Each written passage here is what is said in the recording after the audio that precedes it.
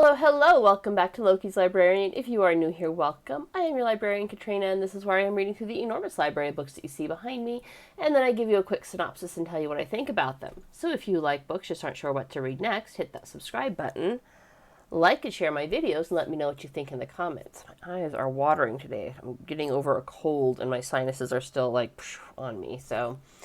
Since we have 5 Sundays this month, I am kicking off with fiction, and this week's book was sent to me by the daughter of the author, which was exciting for me to know that somebody values my opinion enough to ask what I think about their work.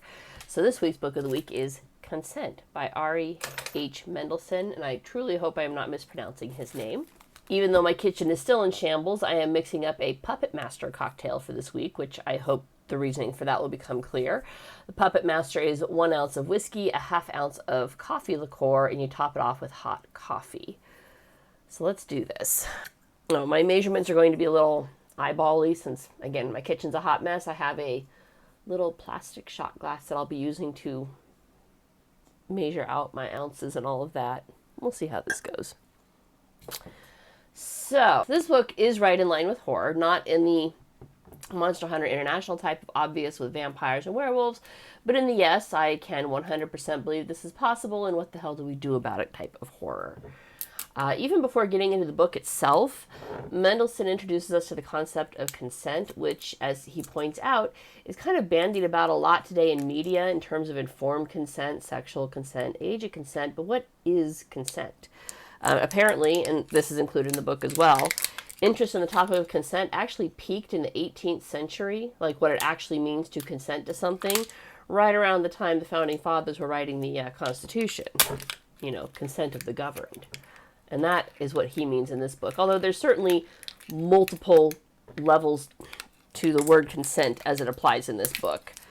That's just one of them, the consent of the governed. But there's certainly sexual consent is an underlying theme, we'll say. It's not directly pointed out, but man, it made my creep... Come on, open up. It made my creep meter go, oh, yuck. So the dictionary definition of consent is, quote, one person voluntarily agrees to the proposal or desires of another. But Mendelson takes it a step further, pointing out that this is a direct quote from the book, for Mendelson's book. For consent to be genuine, it must be given by a person who has a clear appreciation and understanding of the facts, implications, and future consequences of the proposed actions. So ponder that. Keep that meaning in your mind when you read this book. It's a good book. You should read it. This, while not part of the book, and is why so many are screaming about informed consent in conjunction with the vaccines, the pandemic doesn't happen in his book, right? And he spells out, he's like, I've got enough challenges getting everybody together. In my world, the pandemic never happened. Totally fair. I'm down with that. But my personal opinion, this is why people are screaming about informed consent in conjunction with the vaccines that were rushed through the FDA, because we don't know and won't know for many years all the side effects of that rushed medication. And so how can we, the people, have been informed of anything to give our consent? And an awful lot of Americans just blindly gave their consent without knowing the long-term implications based entirely on media and, more importantly, social media manipulation. That concept, the social media and media manipulation of data, is the overarching background of the book. Let's get this. The whiskey this week, again, not sponsored, but it's Toxic Masculinity whiskey, which was given to me by my future brother-in-law and sister yesterday for my birthday. And it also actually really fits the theme of the book, which you're going to find out in just a second. Now, Mendelson then goes on to address persuasion and what exactly it means to persuade. Again, a direct quote from the book. As persuasion becomes more effective, the persuader can convince others to do, think, say, or buy ever more of what he wants us to do, think, say, or buy. The will of the persuader counts for more and more. Our own will counts for less and less. Persuasion is kissing cousins with manipulation. According to one Quora post, and this is more in line with what my understanding of the two is, the difference is approach. Persuasion implies the speaker has enough respect to approach you directly and try and change your mind. Manipulation does not imply any such respect. It's the difference between open debate between political candidates in an open forum and the darker edge of social media wherein the people behind the algorithm decide what is good for us to hear and so buries a story that runs counter to the message. And when that burying is done at the behest of a political class, that's manipulation. All right, let's see here. I'm going to assume, just like the red solo cups, that the little lines mean something, and that little line is my half-ounce mark. I'm just going to say that's it. Before you know it, you're part of a larger cult of, quote, like-minded thinkers. Note, this can happen across the political spectrum. It's not limited to either political party. Both are just as susceptible to being manipulated by whoever is in charge of their favorite color. And that's it. A Puppetmaster. Whiskey, coffee, liqueur, and coffee. Haven't had my morning coffee yet. Let's see what happens. Congress in general has been working on figuring out how to manipulate we the people for decades. This is incidentally why all the attack ads are shown every campaign season. Everybody says, why don't they show what they're going to do for me? Why are they always attacking the other guy? It's because hope doesn't sell anything. All right, hope that this guy is actually going to do what he says he does sells nothing, but fear sells. So they sell fear of what the other guy will do while downplaying their own candidate's evils. And generations of voting for the lesser evil have led Americans to a terrifying level of apathy where our elected officials are concerned. Coffee. Ease coffee. So with all of that as the author's intro and my own thoughts on the matters, what is this book actually about? Well, it starts with tech giant Jerry Neville, who heads a social media conglomeration, fictional, obviously. He is a genius, but also a tech nerd. Only, unlike the tech nerds in the real world, i.e. the Mark Zuckerbergs, the Bill Gates, and the Elon Musks, who managed to find wives owing to have some actual character and personality of their own, Neville is so uncertain of his own ability to attract a woman on his own merit that he has written a dating algorithm that allows him to manipulate the woman of his dreams into falling in love with him. So there's that underlying theme of consent, right? And he's pushed into ensuring that it actually works the way he believes it will by his Chinese backers, who want to use his program to ensure 100% compliance with the government will among the Chinese people. Consent indeed. How can you consent if you don't know you're being manipulated? There's the underlying theme right there. How can you possibly consent if you don't know you're being manipulated? Mendelson succinctly lays out the problem China is having in achieving 100% compliance, namely that there are always those people who can manage to see past the manipulation and eventually snap out of the trance of government control. And those they must send to re-education camps, but usually not before those who have snapped out of it have managed to infect others with their doubts. Now, the perennial problem of dictators, how to erase all doubt. China actually quite effectively did it under Mao Zedong their re-education camps are very effective. Total aside, this week, because I had time, this was a very fast read. I read it in about 3 days. I also had a chance to read Robert Galbraith's latest book, The Running Grave. The main bad guy was a cult. It was fabulously done. Highly recommend. Not the topic of this book. China wants to do away with their re-education camps, not because they are inherently bad, but because they don't think they should have to re-educate anyone. People should just see that the government is the best and want to do their part. So they're looking for 100% manipulation and control of their people.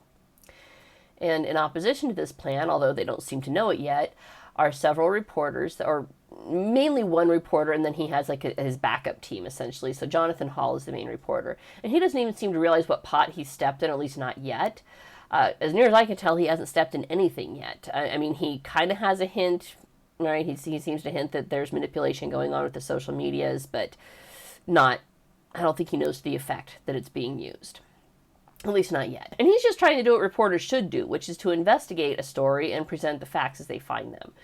And where book one of what I believe is the two-part series, yes, it is actually a two-part series because I looked it up, leaves off is Hall is under arrest, although we're not told what he's under arrest for. I mean, it's a misdemeanor of some sort. We get that from conversation of the arresting parties or the arresting officials, I guess, but not what exactly that misdemeanor is yet. And you almost get the sense that from book one, that if Neville had just left Hall alone, what's about to come would never have happened because Hall would have had no reason to go looking for it.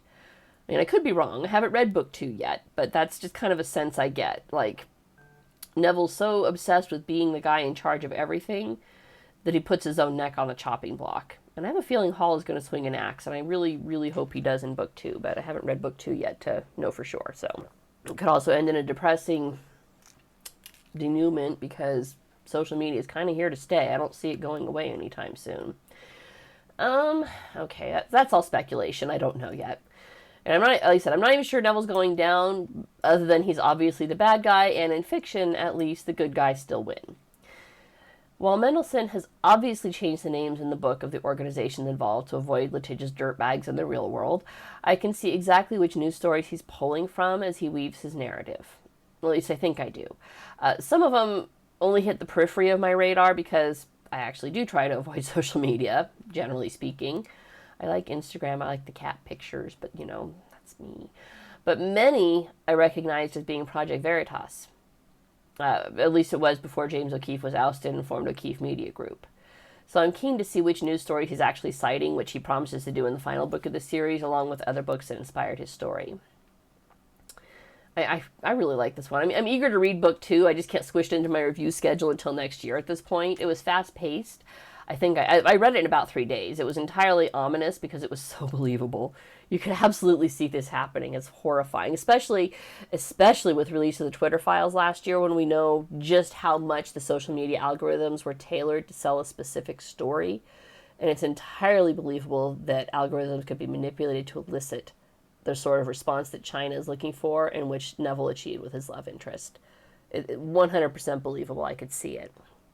But he foreshadowed several points in regards to the main love interest in the book. It's actress Megan Peters.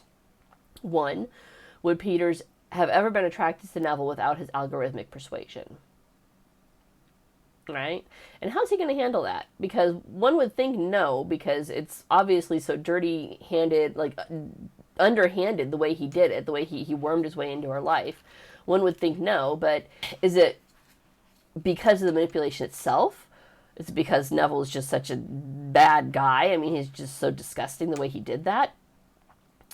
That's foreshadowed. We won't know the answer till book 2. She has a brief interaction with Hall at a convention at the end of book 1 that I think is going to be the catalyst opening her eyes. And then the fatal flaw in Neville's programming is that you have to be online for it to work. And I mean online like all the time. Not just like we joke about kids these days and their social media addiction, but like mom's iPhone from Futurama all the time. Say, you're from one of those ethnicities that knows about technology. Why is it called an iPhone? I'll explain after I install it.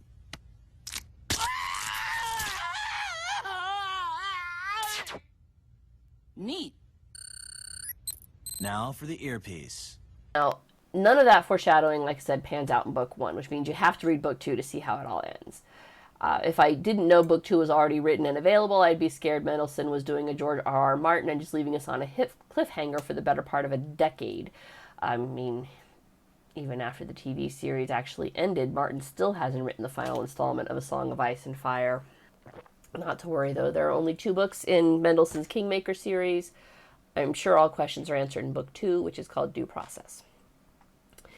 I very much liked how he doesn't bog you down in minutiae. He tells the story over several years, but always telling you in the chapter heading exactly when in the timeline these events take place. So there's no guessing involved on when the story is occurring.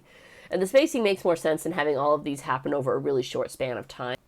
I get that in fiction, they're like, it's like that show 24, well, it's, hour 10, hour 11, and they're, it's to build up this sense of impending doom and urgency. And it's not needed here, because social media was a slow creeping horror, if you think about it. I mean, it started out in 2004 we had MySpace, Friendster.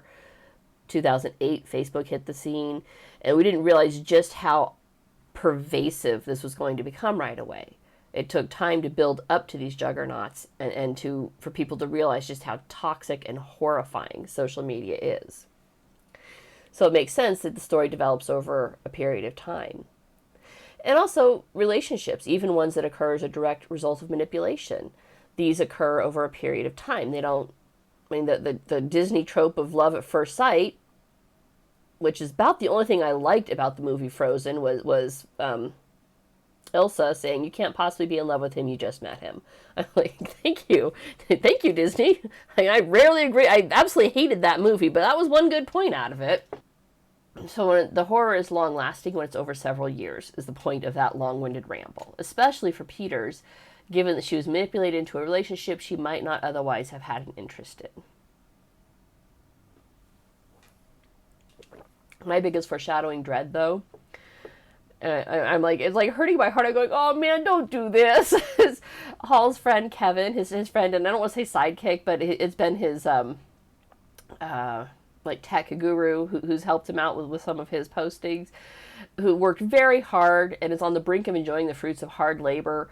And I have a feeling Neville is about to do something genuinely awful that's going to derail that. And I'm dreading finding out if I'm right, because I was like, aw, Kevin, I was so proud of you, man.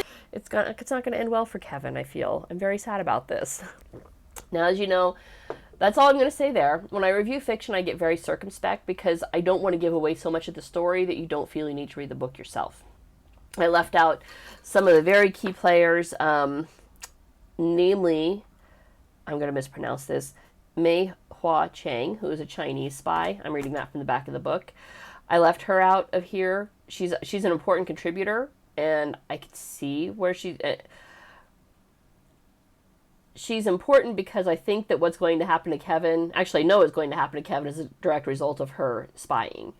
And she's effective, don't get me wrong, and I also know exactly what news story that was pulled from.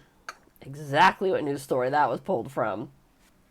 Anybody who's read the newspaper knows what story that's pulled from, because that was pretty big news, actually. And she's a very effective honey trap. If you don't know what that is, go look up honey trap. We use them too, don't get me wrong. I mean, we like to pretend like we've never ever done anything so down and dirty as sending in a spy to elicit information using sex, but I think the only thing older than spying is sex. So, yeah, the honey traps have been in existence as long as espionage has. And she's good at it. Give her that. She's very good at it. Okay, I've derailed enough. I kind of rambled a bit here because I am getting over a cold, but I really enjoyed this one. I enjoyed my trip through Mendelson's world. I will be getting book 2 to see how it all ends, because now I just got to know, which is always the hallmark of a good book. You got to know what happens next. So, yeah, highly recommend. Consent. Ari Mendelson, part 1 of the Kingmaker series. I will see you guys next week. Bye.